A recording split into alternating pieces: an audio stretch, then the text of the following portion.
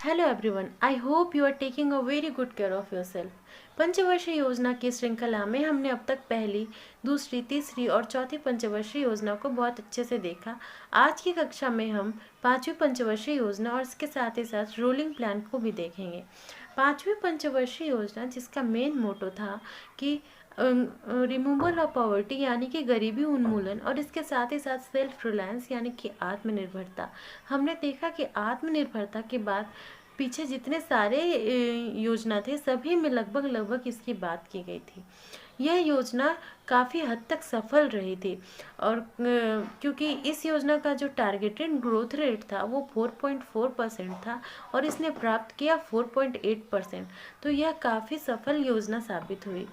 यह योजना डीपी धर मॉडल पर आधारित थी। इस योजना की कुछ प्रमुख उपलब्धियां जो है वो ये है कि इस योजना के अंतर्गत 20 सूत्री कार्यक्रम चलाया गया। 1975 में 20 सूत्री कार्यक्रम चलाया गया।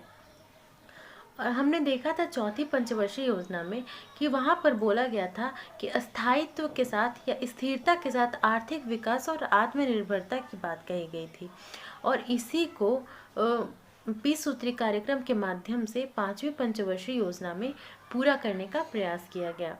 इसके अलावा 1975 में कई सारी चीज़ें प्रारंभ की गई, जैसे कि न्यूनतम आवश्यकता कार्यक्रम, वो भी 1975 में ही आया। नेशनल हाईवे का जो कॉन्सेप्ट है वो भी 1975 में ही आया है। इसके अलावा आरआरबी जो ग्रामीण बैंक है वो भी 1975 में ही आया है। इसके अलावा 1977-78 में काम के बदले अनाज योजना, अंत्योदय अन्न योजना, ये सब इसी पंचवर्षीय योजना के दौरान आई है। यह योजना 1974 से 1969 तक इसका टाइम पीरियड रहा है, लेकिन यह योजना समय के पहले ही, इस योजना में जो सबसे इम्पॉर्टेंट बात है कि यह योजना समय से पहले ही समाप्त कर दी गई, यानी कि 5 साल की योजना थी और इसे 4 साल में ही समाप्त कर दिया गया। इसके पीछे क्या रीज़न था? इसके पीछे यही रीज़न था, गवर्नमेंट कोलैप्स हो गई और कोलैप्स होने के पीछे क्या रीज़न था? सत्ता परिवर्तन हो गई। तो क्यों ऐसा हुआ? तो 25 जून 1975 में इंडिया में नेशनल इमरजेंसी घोषित कर दी गई और ये बहुत ही बोला जा सकता है कि बहुत ही ख़राब चीज़ है, dark spot on the history of India, कि नेशनल इमरजेंसी यहाँ पर लग गया। और उसके बाद यह सरकार यहाँ पे गिर जाती है और जनता सरकार आती है।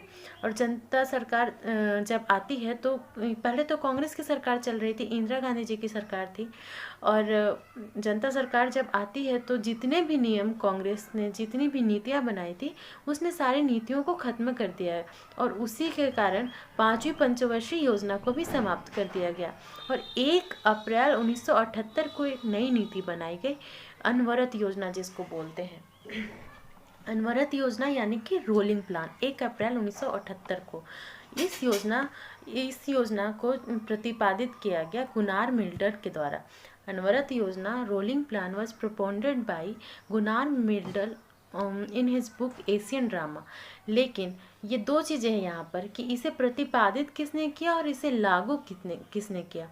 तो इसे प्रतिपादित करने का, यानी रोलिंग प्लान को प्रतिपादित करने का कार्य जो है वो गुनार मिल्डर का है, और वही इस योजना को लागू करने का, रोलिंग प्लान जो है इसे लागू भारत में किसने किया। ये क्वेश्चन जब आएगा कि भारत में रोलिंग प्लान को किसने लागू किया, तो वो डीटी लक्कड़वाला थे, जो कि योजना आयोग के उसमें उपाध्यक्ष थे, डीटी लक्कड़वाला, जिन्होंने रोलिंग प्लान का कॉन्सेप्ट को लागू किया इंडिया में।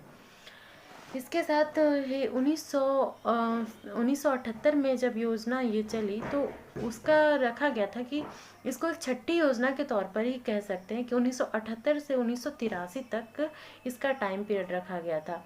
लेकिन यह योजना 2 ही साल चली, 1978 से 1980 तक, और ये रोलिंग प्लान जिसका नाम दिया गया है। और इस दौरान 1979 में ग्रामीण युवा स्वरोजगार प्रशिक्षण कार्यक्रम की शुरुआत की गई, जिसे 1999 में स्वर्ण जयंती ग्राम स्वरोजगार योजना में शामिल कर दिया गया।